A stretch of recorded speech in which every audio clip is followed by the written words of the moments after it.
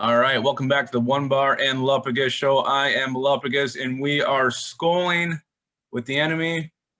And this is the first return SKOL'ing we've had. Baz is back. Alex Basaraski from Basaraski Productions, Green Bay Packers. For some reason, we are playing the Packers twice before we play anybody else in the division. That's just... Yeah, the Packers haven't even played the Bears yet, and they're playing the Vikings twice. It's weird. It's bizarre. It's just the way the scheduling gods made it. So, Baz, how are you doing? Good to have you back. Doing great. How are you doing?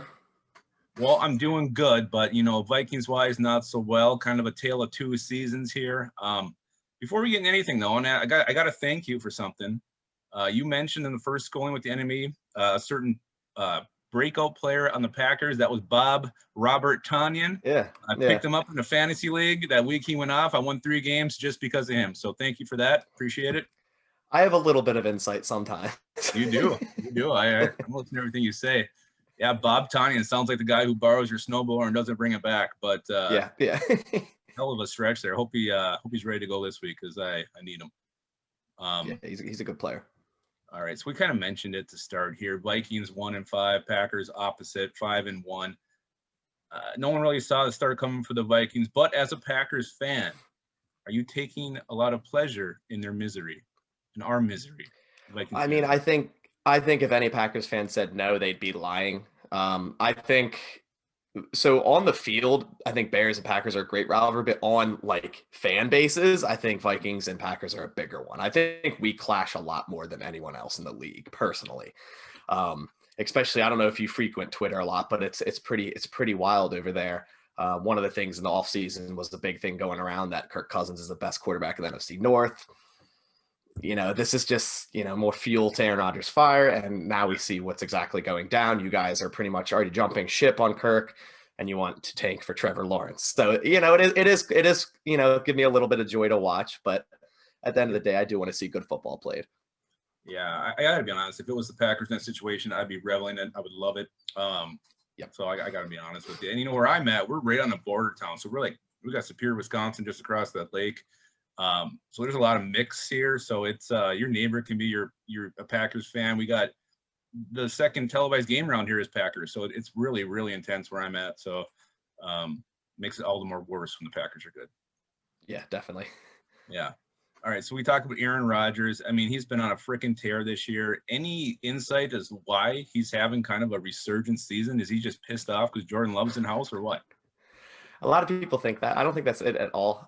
There's a couple things I'll go touch base on. One is it's second year in Matt LaFleur's system. Anytime you get a new coach and especially a young offensive coach, the more years you go down the line, the better your offense and more smooth it's going to be. The calls coming in quicker, being ran smoother. They know all the plays better. Even the receivers get the plays. They know them better and all that. So I think it's a lot is attributed to that, a second year in the Matt LaFleur system. And I know they did really well the first year. They went 13-3, but their offense was not as good last year. It was definitely not as good. Aaron seemed a little off, kind of a down year for Aaron, which is still a good year for most quarterbacks. That's one of his quotes. Yeah. And then second, I think Aaron's just has a whole new approach on life. And he's also talked about this a few times. Him and Danica broke up. He's a very like happy, like at home centric person right now. He's always smiling. He's always having fun. And you should know it the most. Whenever Aaron Rodgers is smiling on the football field, that's bad news. It's bad news. Yeah. Whenever you see him laughing, smiling, he's usually putting 40 on you. Like it's really bad. So I think a lot of it is attributed to just him being like, just a more happy person. And that can attribute a lot into your game.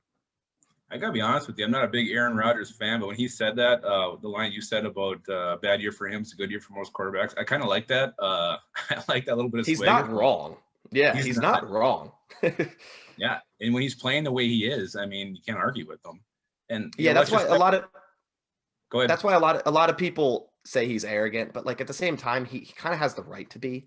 Like, yeah. I agree, he is arrogant, but a lot of the times, like he does have the right to be arrogant. Yeah, so I mean, he's playing so well. He's obviously in the MVP race. I mean, do you think he's got a legitimate shot at that? I mean, and not even just seeing it through your green and gold vision, but I mean, legitimate. I mean, do you think he can be the MVP this year? Yeah, I think he can. The homer in me kind of doesn't want him to, because as far as I'm concerned, has an MVP won a Super Bowl, an MVP quarterback? of the same year? Mm, I don't. Maybe Kurt check Warner. into. Maybe Yeah, Kurt Warner maybe. 99. Maybe I'm not Yeah. sure. But yeah, outside of that point, yeah, I do think he can. And I think he basically took the lead, in my opinion, over Russell Wilson when Russell had that stinker of a game on Monday. 3 terrible interceptions and pretty much lost the game with that, throwing that last pick to Isaiah Simmons. There's a few other quarterbacks. Obviously, Patty Mahomes is always in the race. Lamar's having a great as great years last year. Even Josh Allen's type of sleeper player there. But yeah, I think he's definitely top 3 right now in terms of the MVP race. I would have to agree with you there. All right, so looking into let's go to this. Yeah, so the division. Is anybody even scare you guys right now? Lions, Bears. Obviously, the Vikings aren't any kind of a threat this year, but any one of those teams concern you at all, and which one maybe more than the other? I'd say that as of right now, it's still the Bears. Obviously, they're only a game back, and they were leading the division as of what was it, Monday night or whatever it was. They were leading, and then they obviously got kicked around by the Rams. Their defense, man, it's always scary because the Packers do struggle with like physical teams, like physical defenses, the hard-hitted teams of the NFL. And I'm not as scared as their offense as most people would say. Nick Foles, I'm from around Philly, so I know what he can do, but I also know what he can't do. And I'd say they're the most worried to me, but I wouldn't undermine the Lions here because they're only a game back from the Bears, and they're winning 2 straight. They have a pretty easy schedule coming up. They're seemingly starting to get things get put together. Yeah, and so they just got everything. Lions as well. So look out. Yes, but yeah, I mean, has he even done anything? I haven't like watched him on the Cowboys, but has he really? Has he? I don't know if you have because I think he has like half a sack or something, so I wouldn't be too concerned. Gotcha. Yeah. No. All right, so that's the NFC North. How about NFC in general? What teams kind of worry you? The Packers did get beat pretty handily by the Bucks just a couple weeks ago. So anybody else worry you as far as knocking off the Pack? Yeah, I'm going to piggyback on what I said about the physical teams, and those two right there are the Buccaneers and the 49ers in the NFC. They're 2 physical, very, very, very physical teams, and it usually centers around really dominant linebackers, Devin White, Quan Alexander, not Quan Alexander. Yes, Quan Alexander on the 49ers, I think he is. Quan Alexander, I don't know if he's playing this year, but regardless, the 49ers have a lot of physical, fast players, as do the Buccaneers. Like I said, Levante David, they have a new safety, Antoine Winfield Jr. You obviously know Antoine Winfield. But yeah, it's just these physical teams. I'm worried a little bit about Seattle, but at the same time, I'm not too scared of their defense, and I think the Packers could handle that. On the flip side, like I said, it's these physical teams that seem to always give Aaron Rodgers and the Packers offense trouble. Yeah, with the Bucs, it kind of feels like they're just starting to mesh. Gronk and Brady are coming together, and that defense is playing balls out. So, but it always seems like the team when they play again, the team that loses does a little bit better. So, who knows? You never know how it's going to shake out. Yeah, that's what they said about last year when we got our ass beat by the 49ers and then went back and got our ass beat again. So you never know. It's those physical teams, man. Yeah. All right. So the Packers right now, 5-1, definitely have a hole at wide receiver. The trade deadline is approaching. Do you see them making a move? There's already been some rumors on Twitter. You see Will Fuller's name floating around. I've seen AJ Green. Do you think they're going to make a move and give us some names who they might look at if they do? Yeah.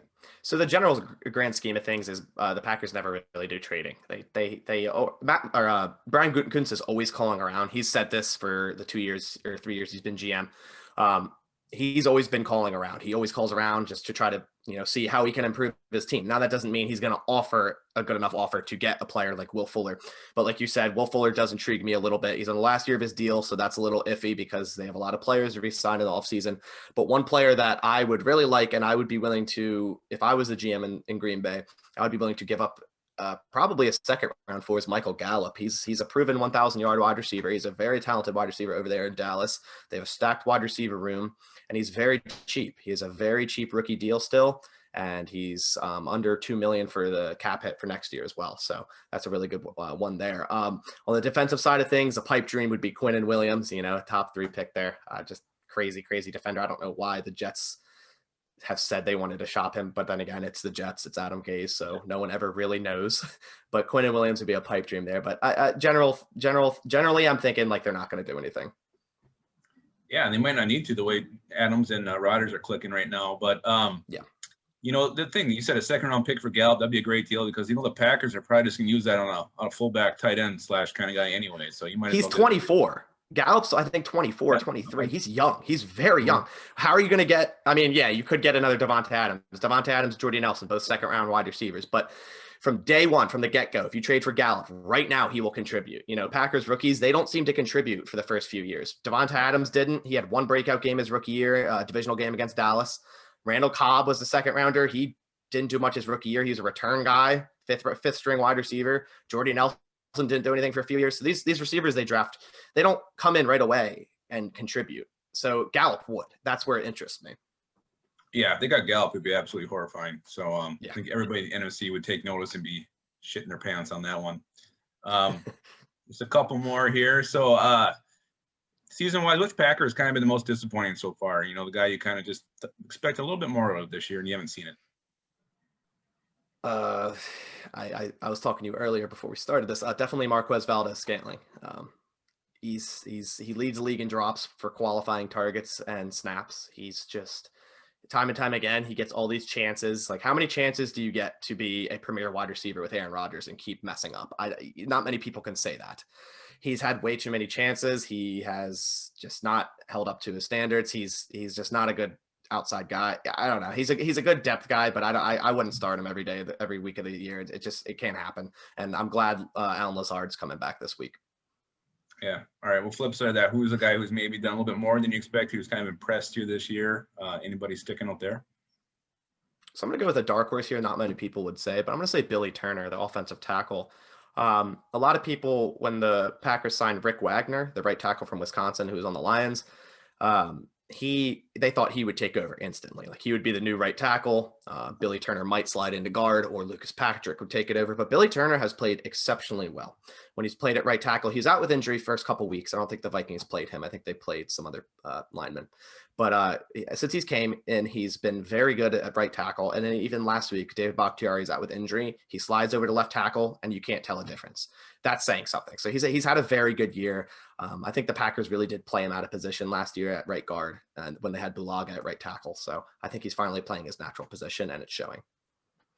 Yeah, it's not going to matter who's playing. We have no pass rush, and we don't have Ngakoue. So yeah, you could. Yeah, that was an interesting little stretch of 5 weeks for Ngakoue. Hey, we got more to him than we did Kari Vedvik, so that's saying something there. So oh my gosh, all right, I forgot about that. I didn't. All right, let's go to the game prediction. It's no point even saying who's going to win this. Let's just say how much the Packers going to win by, and over under Aaron Rodgers thrown for 500 yards. Definitely under. I think Aaron Jones is going to do a lot if he does play. If not, still Jamal Williams will. It's still a division game. I'm not going to sit here and be like, yeah, we're going to win by 4 scores. No, I still think it's going to be like a 7-point game, 10-point game, something like that. I have it anywhere around like 38-28. That's my score there. Yeah, I agree. I think the Vikings are going to play it tough. I don't think they're going to win, but I think it's a lot closer than anybody thinks. Yeah. Yes. Agreed. All right. Well, there you have it. We just scolded with the enemy.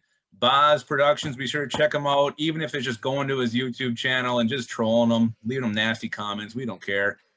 Check him out. Awesome stuff. Come on. Again, appreciate you taking the time. It's always good to, I guess, talk to a level-headed Packers fan. It doesn't always happen. It doesn't, and that's touche to you. All right, guys. So that was it. Be sure to keep your skull in your hole.